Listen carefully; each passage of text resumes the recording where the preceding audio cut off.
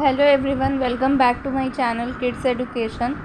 In today's video I am going to explain you the part 2 of the chapter Gulliver Arrives in Lilliput of your class 5 Cambridge Connection English Literature book. Video start करने से पहले मैं आप सबसे request करना चाहती हूँ कि अगर आप मेरे चैनल पे पहले बार आए हैं तो प्लीज़ मेरे चैनल को सब्सक्राइब ज़रूर करिएगा, और अगर आपको वीडियो से हेल्प मिलती है तो वीडियो को लाइक भी ज़रूर करिएगा।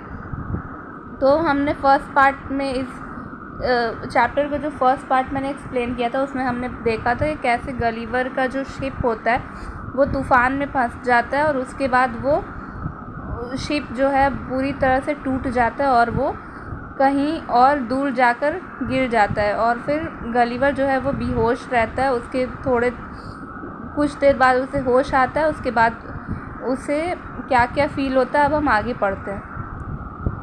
I heard a confused noise near me, but lying on my back I could see nothing except the sky. In a little time I felt something alive moving on my left leg. तो अब Gulliver बता रहा है कि मैंने अपने पास एक बहुत ही ज़्यादा अजीब सी आवाज़ सुनी, बहुत ज़्यादा चिल्लाने की आवाज़ सुनी, और क्योंकि मैं सीधे लेटा हुआ था तो मुझे आसमान के अलावा कुछ भी नहीं दिखाई दे रहा था।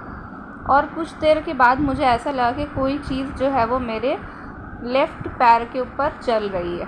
It advance gently forward over my breast and came almost up to my chin. I bent my eyes downwards and saw a human creature not 6 inches high with a bow and arrow in his hands and a quiver at his back. तो वो जो भी चीज़ थी वो धीरे धीरे आगे बढ़ते हुए मेरे चेस्ट के तरफ आ गई और अब वो बिल्कुल मेरे चिन तक पहुंच गई, मतलब वो बिल्कुल उसके चेहरे तक पहुंच गई थी। और मैंने अपनी आंखें किसी तरह नीचे झुकाई और मैंने देखा कि एक ह्यूमन क्रीचर, यानी एक छोटा सा ह्यूमन जो है वो, जो कि 6 इंच से भी ज़्यादा लंबा नहीं था, उसके हाथ में बो थी और एरो थी, यानी तीर और कमान थे, और उसके पीठ के ऊपर तीर रखने के वाला क्वेवर था। In the meantime, I felt at least 40 more of the same kind following the first. फिर मुझे ये महसूस हुआ कि उसके ही जैसे और 40 लोग भी उसी के जैसे मेरे तरफ आ रहे हैं। I was astonished and roared so loud that they all ran back in a fright. Some of them were hurt when they fell. However, they soon returned and one of them came so far as to get a full sight of my face.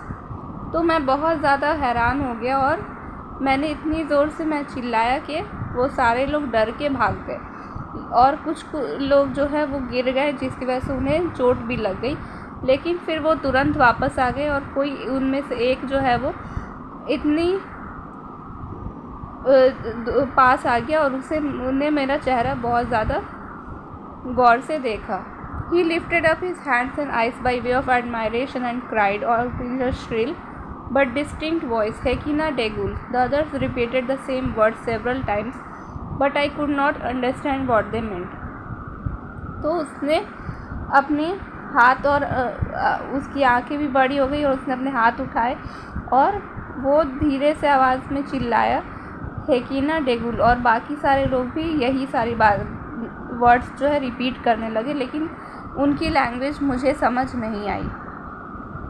I lay all this while in great uneasiness. At length, struggling to get loose, I had the fortune to break the string that fastened my left arm to the ground. I could loosen the string that tied down my hair on the left side. I was just able to turn my head about 2 inches. तो इतने देर तक मैं बहुत ही ज़्यादा बुरी condition में लेटा रहा, और बहुत ज़्यादा कोशिश करने के बाद मेरा जो लेफ़्ट हाथ था वो मैंने किसी तरह उन रस्सियों से छुड़ाया, और मेरे जो बाल बंधे हुए थे मैं उन्हें भी बहुत हल्का सा ही छुड़ा सका। I was just able to turn my head about 2 inches, और थोड़े से अपने सर के पास जो मेरे रस्सी बंधी हुई थी उसे थोड़ा हल्का करने की वजह से मैं अपने जो सर है वो 2 इंच तक घुमा सकता था। But the creatures ran off a second time before I could seize them. Then there was a great shout, and after it stopped, I heard one of them cry aloud, Tolgo Phonak.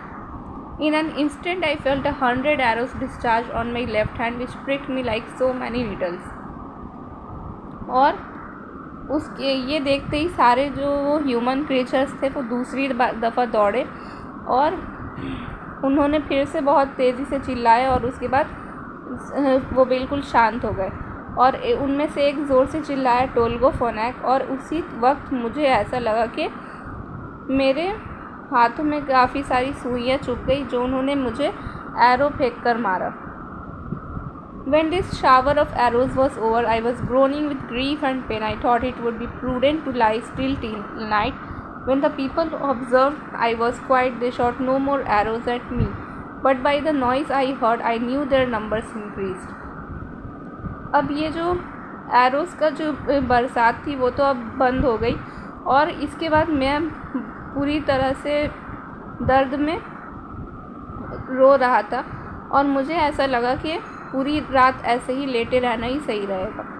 जब उन लोगों ने ये देखा कि मैं कुछ भी नहीं कर रहा हूँ, मैं शांत हूँ, तो उन्होंने मेरे ऊपर और एरोज़ नहीं मारे, लेकिन क्योंकि आवाज़ बढ़ती जा रही थी तो मुझे ये समझ आया कि वो लोग भी और ज़्यादा आते जा रहे हैं।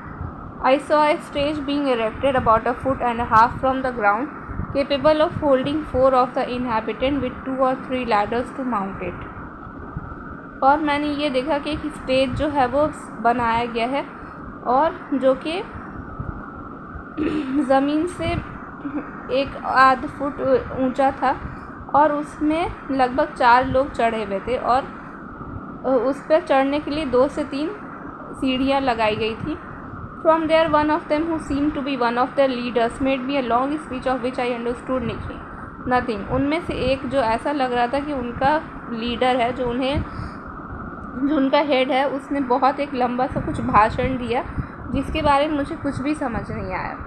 Then about 50 of the little people came and cut the string that fastened the left side of my head. The leader tried to reassure me that I would not be brought to harm if I listened to them. तो उसके बाद उनमें से कुछ 50 लोग मेरे पास आए और उन्होंने जो स्प्रिंग्स थे मेरे लेफ़्ट साइड के सर के तरफ, उसे उन्होंने काट दिए और उस लीडर ने मुझे ये समझाने की कोशिश की कि मुझे, अगर मैंने उन सब की बात मानी तो वो लोग मुझे कोई भी नुकसान नहीं पहुंचाएंगे। The leader then descended from the stage and commanded that several ladders should be brought to my sides, on which above 100 of the tiny people mounted and walked towards my mouth. उसके बाद वो leader जो है वो उस stage से नीचे उतर गया और उसने और भी सीढ़ियाँ लाने को कहा और मेरे साइड पे वो सीढ़ियाँ लगाई गई और उन सीढ़ियों पर से लगभग 100 के बराबर वो लोग जो है वो ऊपर आए और मेरे मुंह के तरफ चल के मेरे पास आ गए। They were carrying baskets full of meat which had been provided and sent to me by the king's order. तो उनके हाथ में काफ़ी सारे बास्केट्स थे जिसके अंदर बहुत सारा मीट भरा हुआ था और जो उनके किंग ने उन्हें मुझे देने के लिए कहा था। I ate them by 2 or 3 at a mouthful and took 3 loaves at a time. They went on bringing me food, astonished at my appetite. I then made another sign that I wanted to drink. उसके बाद मैंने 2-3 निवाले खाए और उसके बाद वो लोग मेरे लिए और भी खाना लाते रहे और उन्हें बहुत हैरानी हो रही थी कि मैं इतना खाना कैसे खा पा रहा हूँ। उसके बाद मैंने दूसरा साइन दिखाया कि मुझे कुछ पानी पीना है। They knew that a small quantity could not suffice me. They carried a huge pot of milk and then rolled it towards my hand. I drank it in one gulp. तो उन्हें ये बात पता था कि थोड़ी सी क्वांटिटी में मेरा दिल जो है वो नहीं भरेगा, इसलिए वो मेरे लिए बड़ा सा एक दूध का पॉट लेकर आए और उसे मेरे हाथ की तरफ बढ़ा दिया और मैंने उसे एक ही बार में पी लिया।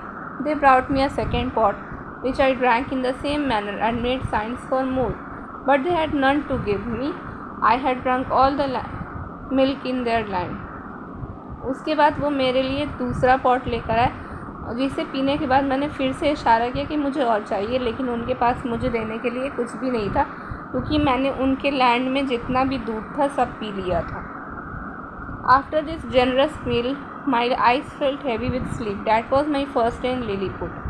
और इस भरपूर खाने के बाद मेरी जो आँखें हैं वो नींद से बिल्कुल भारी हो गई और ये मेरा लिलीपुट में फ़र्स्ट डे था। So this is the end of the video. Please like share and subscribe to my channel. Thank you.